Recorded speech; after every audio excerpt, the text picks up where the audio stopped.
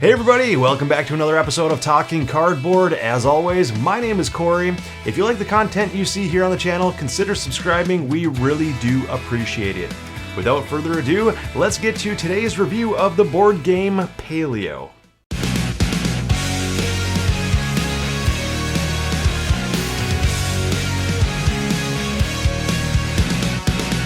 Okay, and like I said, let's get into today's review of the board game Paleo, which takes place in the Stone Age. It is a fully cooperative card game with a little bit of board work going on here for 2 to 4 players, ages 10 plus, and takes about 45 to 60 minutes to play each scenario.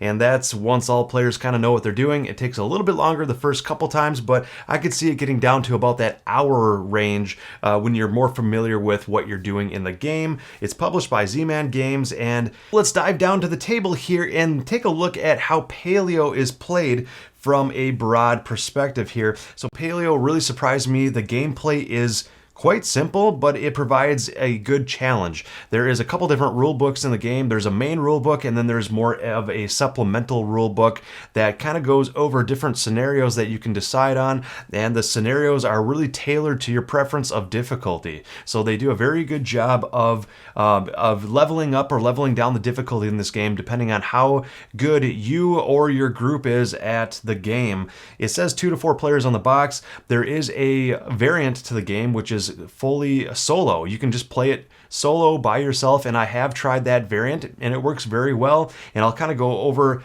the detail of that variant here in a little bit. It's just a minor change to the game, but it plays 99.9% the same whether you're playing solo or with 2 to 4 players.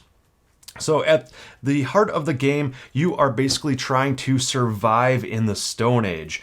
The way you win the game is by getting these painting pieces onto the main board, and once you get all 5 of these pieces onto the main board here, that's how you win the game. So if you ended up not dying and having a painting that looked like this, you have just won the game. So that's how that works. The way to lose the game is by getting 5 of these skulls on the board. Once you reach the 5th skull, then you lose the game. So you definitely don't want a board that looks like this, because you've only completed 3 out of the 5 painting pieces, but got all 5 skulls, therefore you would have lost the game. So that's how that works. You either win or lose in that way. Pretty simple. The way the main game is played is over this deck of cards here. And the deck of cards, it starts off with a good chunk of basic cards that are in every game. And like I said, there are different modules that you can add, different scenarios you can play depending on the difficulty of game you want to play, where it mixes in either scenario A through F, depending on difficulty. So there are a couple scenarios mixed into this. For example, I am playing with scenario C and D, which is, I believe C is an easy module and D is a medium level module. So this is a setup for more of a medium difficulty game. So whether you're playing by yourself or with multiple people, you play with the same deck of cards here. And the way it works is that you deal out, let's say I'll deal out for a 3-player game, you deal out cards until you have 3, for 3 players, 3 even stacks of cards, or I guess as even of stacks as you can make. So basically you start off the game just creating these stacks. And once you have created the 3 stacks of cards, you hand 1 off to each player. So this, let's say this is that player's deck, and this is player number 2's deck over there, and this is my deck here. Then you give it a once over, nice shuffle one more time. And then this is your starting deck that you're playing with. In the solo version of the game, you start off with no food in your base camp, but in every other player count from 2 to 4 players, you start off with 5 food in the base camp. So I'm going to go ahead and set up the 5 food at base camp for a 3-player game. So there is 5 food in our base camp, which is really, really important. I'm going to kind of set it there so you can see it more easily on camera. Okay, so the main resources in the game are, you have food, which are these red resources, you have wood, and you have stone. So food, wood, and stone, 3 simple resources to keep track of. You have these little hearts that you can take as damage. So after everybody starts off with their deck of cards and gives it a good shuffle, you then deal out 2 of these crew members to each player. And you may start off with a couple different things on the cards, as you can kind of see here. Let's take a closer look at this Inventor card here. So on the Inventor, it shows the health off to the right, it shows the name of the card at the top, and then also what the card is good at in the bottom left. So for example here, the Inventor starts off with a rope, so you can go ahead and find the rope in the pile of tokens here and add that in front of you. So we start off with the rope because they brought that to our crew, and then the other symbol at the bottom here is more of a craftsman or like a hammer symbol, and that'll be more into effect later. And also my other card here, the second person I start with, also has the hammer symbol. So I've started off the game with a rope and 2 hammer symbols, and you'll see why that's important here in a little bit. So on your turn, it's very, very simple. You just look at the top 3 cards of your deck and choose one to play in front of you. You can look through your entire deck at any time freely, but you can't reorganize the cards. The only cards you can reorganize after choosing one are the top 3. So for example here, I've got a forest to choose from, a danger card, or a mountain card. You can never look at the front of the cards until you decide which territory you want to visit. So, that's just something to keep in mind, but based on the backs of the cards, you have to decide which card or which area you want to visit. So let's say, for example, I want to visit the forest. I go ahead and put that face down, put the rest of my deck down over here, and all the other players would do that as well. You each choose one card, play it face down. After every player has chosen the location they want to visit, you simultaneously flip them face up and you try to resolve them the best you can. Taking a closer look at the card here, at the different options, like I said, the top option would get us 3 food if we can fulfill that. The second option would get us 1 food, and the last option is just the helping hands to help out one of our teammates. Looking at the first option here, you've got 2 eyeball symbols and 2 discard cards in order to make that top reward happen. The eyeball symbols is more of like perception, or how well you are at your perception through the game. And if you have those 2 symbols and discard the top 2 cards off the top of your deck, you can fulfill that and take 3 food. One thing to keep in mind is the starting crew members that I got only provide me with the 2 hammer symbols. So I actually don't have the eyeball symbols that I need to fulfill that top part. If you take a closer look at the rope token I started with, I don't know if I can get that in focus on camera, but it has one of each of the different symbols. It's got a spear, a hammer, or a perception symbol. So I could actually discard this token to give me one of the eyeballs I need. But as you see here, you need 2 eyeballs to complete that. So I really can't complete that unless one of my teammates were discarding their card with the helping hand symbol on it to help me if they had that second eyeball symbol that I needed. So I could just go ahead and do the second part of the card here to get 1 food to our group, and that just simply says discard the top 2 cards of your deck to fulfill that requirement. So taking a look at the deck here, here's the top of my deck. I would just discard the top 2 cards here, one of which is a red card, which is a danger card, so that gives me 1 damage. You take 1 damage per red card that you send to the discard pile. So unfortunately I have to take a damage token here and place it on any one of my crew members. So I'll just place it on this guy, for example, here. And taking a look at that, the top heart is now in that top spot.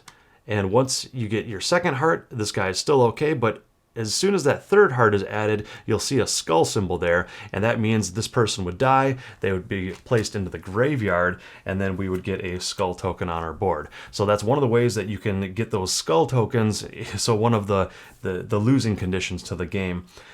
The other thing to keep in mind too is you have some nighttime actions that you need to fulfill. Once all of the decks have run out of cards between you and your partners, then you have to fulfill some requirements at night, and if you can't, some bad things can happen as well.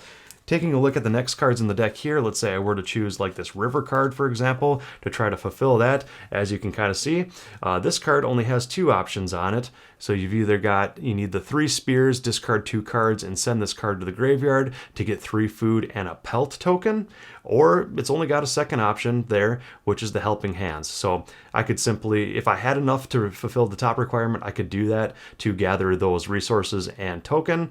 Or if I don't, I can use the card simply to discard it here on the face-up pile here and help out one of my partners if I have the symbols that they need to fulfill one of their cards.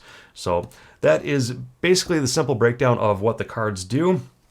Like I said, when you go through all your cards, you go to the nighttime. These danger cards, you can try to discard and just take the damage, or you can try to confront them face on, and some bad things can happen. Like here is a pack of wolves, for example, where it says I either need to discard a torch to take 1 damage, or if I don't have a torch, I have to take 3 damage. So these cards can be extremely bad, but if you're feeling confident enough, you can take them on head on to try to fulfill requirements, because each one of them have different requirements to try to take them on without having to discard them for damage. So that is kind of neat as well. So at the nighttime, after all the decks have run out, you need to pay 1 food from the main camp here per survivor. So for example, I started off with 2 survivors. Everybody starts off with 2 survivors. And so let's say in a 3-player game, you have 6 of them. We would need 6 food. We only start the game with 5, but we need 6 food at the end of the round to pay to the bank to not take any skulls. Any amount of food that we don't have to feed the people, you would have to take a skull for each one of the people you can't feed. So it's getting a little bit closer to dying right there. There's also some other cards here that say you need to take a skull if you don't fulfill the left side of it. Any cards that have red on the bottom say you have to do it. You have to do those actions if you can't complete anything else. So for example, on this one, we either need 4 food, we need to discard a trap, or we take a skull. So I'm sorry, not 4 food, if we had 4 wood. So for example, if we didn't have 4 wood, we would have to discard a trap token or take a skull, but if we did have the 4 wood, we could just discard the 4 wood and fulfill that. And the other requirement here shows that we would need to discard 1 wood, 1 stone, 1 pelt, or take a skull. So those are more ways you can get skulls. There are some secret cards here. As you're looking through the deck of cards, you might stumble across a card that you can fulfill to gain a secret card, and those could be good or bad. You just don't really know. It's secret. So those are kind of neat too and throw a twist in the game.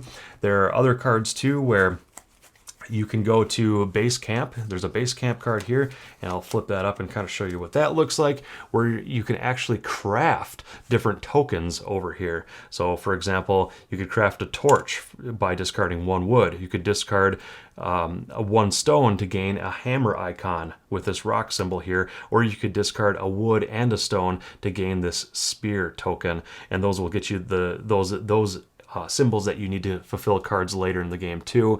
And looking at a camp card here, this says basically you can craft 2 of those tokens by spending the resources, or if you have a hammer token, you can learn a new idea. So there's some new ideas here that you can add. Like for example, this one is the stone circle, which is actually a way to get a piece of the painting. If you can fulfill that requirement at the top, you discard this card and you get to take a piece of the painting. And like I said, once you get to all 5 pieces of the painting up here, then you win the game. So learning ideas are usually a good thing too if you can pull it off. If you can't do anything on the card, including nobody needs your help with the helping hands, you just simply forego the card. It just gets simply discarded, and there's nothing else you can do with it. So that's not usually a good thing if you can't fulfill the card in some way, because it is a very tight game. It's a fast game.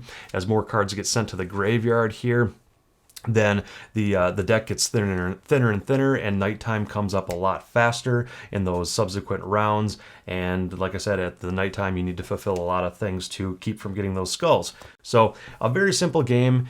You're just turning over 1 card at a time and trying to fulfill one of the 2 or 3 different actions on that card to try to not only stay alive, but find different ways to fulfill the painting tokens to win the game. So that is Paleo in a nutshell. I hope it kind of makes sense. That's just kind of a broad overview of it, but it's, yeah, let's just get into some of the pros of the game. Like I said, a simple game to teach, a simple game to learn. I've taught it to a few of my friends already, my brothers, my wife, my dad has played the game, and just gamers and non-gamers alike have been able to learn this game very quickly, very easily. Gotten a grasp on it within the first 5 to 10 minutes, and we're off to the races. We're off and running, and everything is great. All the different cards provide unique and cool things. everything from giving the symbols to trying to keep your people alive to, I didn't even go over these dream cards, but the dream cards are really cool and can add some good things into your deck as well, to learning new ideas, to crafting the tokens. And it just feels like everything is so tight because you need to manage the campsite with getting more food and getting more resources into your campsite to try to craft different items. And the campsite is communal, so it really feels like you are working together in this game. It's got a high level of teamwork, a high level of strategy, and just really working together. It's a great design where it's a cooperative game that doesn't really lend its hand to having a quarterback in the game that's just dictating exactly what happens and what you should do with your cards. There is a lot of table talk and a lot of working together in this game, and that's what I like a lot. The decisions you're making on which location to visit on top of your deck, nothing is set in stone, nothing is for sure. So you've got like an example here on the base camp that shows that like the forest is generally good at getting wood and food. The river is generally good at getting food and pelts, and the mountains are good at getting rock and pelts, but those aren't guaranteed either. Those are just a high percentage chance that those cards might provide those, but nothing is guaranteed. You never know what's out in that forest or out in the river or in the mountains that could creep up on you, and it could be some danger that you need to deal with. And like I said, the teamwork in this game is just really prevalent, really nicely done, and it feels like if you are stranded in a dire situation, it really feels like your teammates are helping you out when they decide to help you out, and vice versa. So really love the teamwork in this game, really love the strategy. Another pro for this game that I really enjoy is that you can tailor the difficulty to your level of experience with the game, and that's always a great thing. And not only that, in every scenario, except for the final scenario, you're adding 3 modules, but in every other scenario, you're adding 2 modules where each one is either easy, medium, or hard, so you can kind of mix and match those how you will. There are some suggested ones in the rulebook on what to use, but you can tailor that to really, really gauge that level of difficulty and really fine-tune it in a lot of different ways. So that is really neat also. The presentation and the artwork is gorgeous. It looks really well on the table. It has some great presence. I don't mind that they have the different boards laid out because it provides for different size groups or different tables that you're playing on to be modular. You can really place the boards in any orientation that you want, and it does not take away from the gameplay experience. Like you can see here on the table, even during this review, I have it situated in a way that fits on camera for me to show off, and it doesn't take away from the gameplay experience at all. I could sit here and play a solo game of it right now and feel just fine with where everything is located in front of me. It doesn't have to be set in a certain area for me to remember what the different boards and areas do for me. So that is really cool also. One of the cons, or one of the negatives to kind of keep in mind with this game, I would say, is that it really feels super simple on the surface until you really start getting into it. So it's kind of a slow burn, or kind of it creeps up on you, and I think becomes a hit more slowly than one would normally assume or normally like with games. For me, it took a good half a playthrough for me to really grasp how cool this game really is. When during the first half playthrough that I was playing, I was doing a solo game by myself, and it just really felt kind of boring and simple, and I'm just flipping a card and choosing one of the 3 options on it, and whoop-de-doo. It didn't feel like a big deal, but as I got deeper and deeper into that scenario, things got more and more tense and more and more pressing, and more danger arose around every corner, and it provided a lot of tension and a lot of strategy and decision making as the game unfolded more. So I think that's one of the things to keep in mind, that this game might not surprise you as a hit right out of the box, but as you become more and more familiar with it, I think it'll slowly become a better game with each play that you get under your belt. So that is definitely something to keep in mind. One thing I wanted to go over, the main difference in a solo game. A couple of the main differences before we get too deep into the review here is, in a solo game, you just use the entire deck for yourself, and you're going through the entire deck. After the deck runs out, it is your night phase. To call for help or to ask for help, because you're not playing with anybody else, they can't discard a card with the helping hand symbol on it to help you.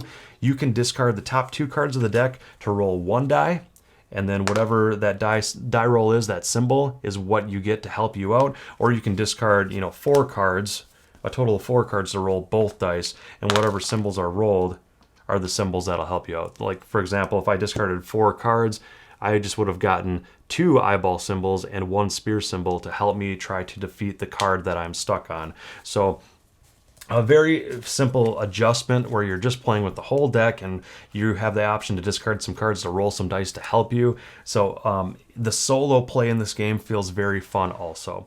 It's not really a race to the finish or a race to see how many points you can get by the end. It really, truly is still at its heart a survival game, trying to survive through the daytime, trying to survive through the nighttime, and trying to find every which way possible to create those painting, those portions or those segments of the painting symbol to fulfill that requirement before you get the 5 skulls. So whether you're playing solo or playing with 2 to 4 players, it plays, in my opinion, just as well either way. So I've had a lot of fun both ways. I've played this game multiple times already.